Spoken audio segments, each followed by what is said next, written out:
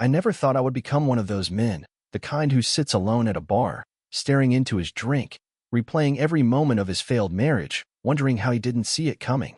But here I am. And the worst part? The cheating wasn't even the most devastating thing I discovered. Lisa and I had been married for 6 years. We met in college, fell in love fast, and built what I thought was an unshakable foundation. For years, we were the couple our friends envied, always laughing, always connected, always planning our future together. But somewhere along the way, the cracks started to form.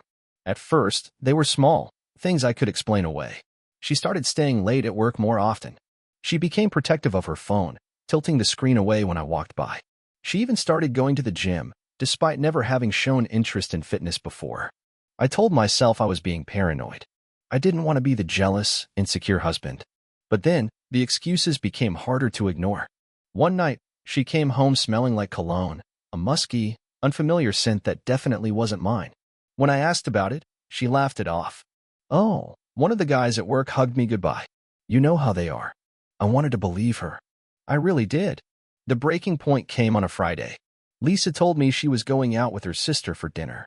Something about her tone felt off, too casual, too rehearsed.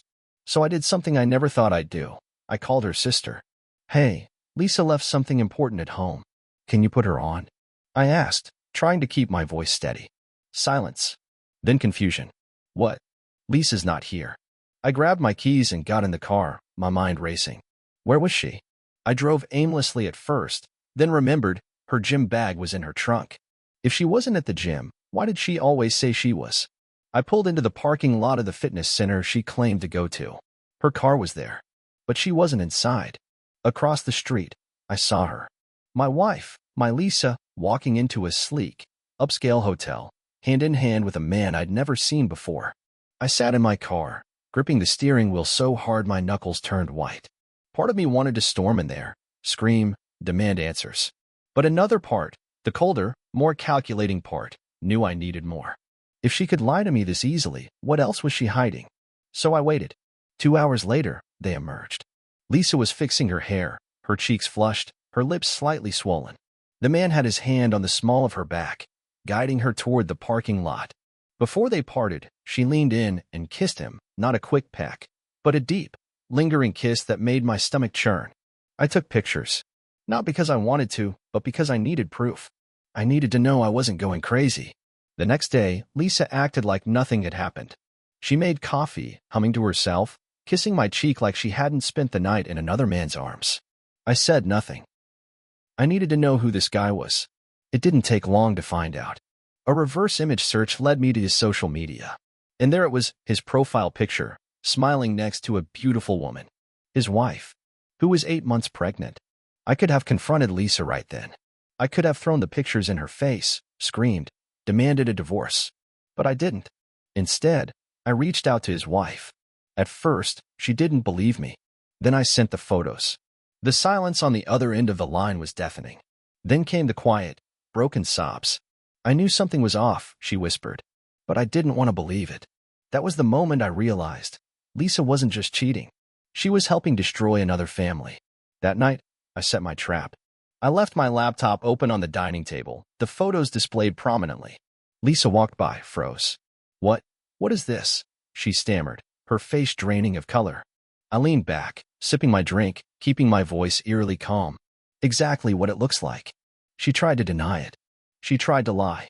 But her trembling hands, her rapid breathing, they gave her away. Then I dropped the bomb. "Did you know he has a wife?" I asked, tilting my head. "That she's pregnant?" Her lips parted, but no words came out. I smirked. She knows now. The panic in her eyes was almost satisfying. You told her?" "Oh, I didn't just tell her," I said, standing up, towering over her. I sent her the pictures.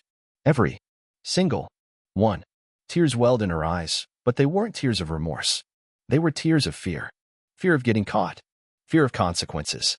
I grabbed my jacket and headed for the door. "Enjoy the mess you made," I said, before walking out. I didn't look back. Now, months later, the divorce is final. Lisa tried to apologize, to explain, to beg for another chance. But some betrayals can't be forgiven. The worst part?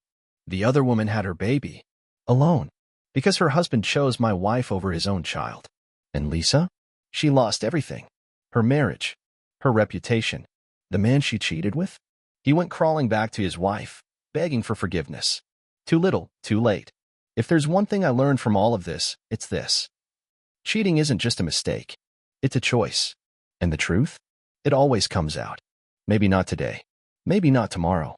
But eventually. And when it does, the fallout is never what the cheater expects.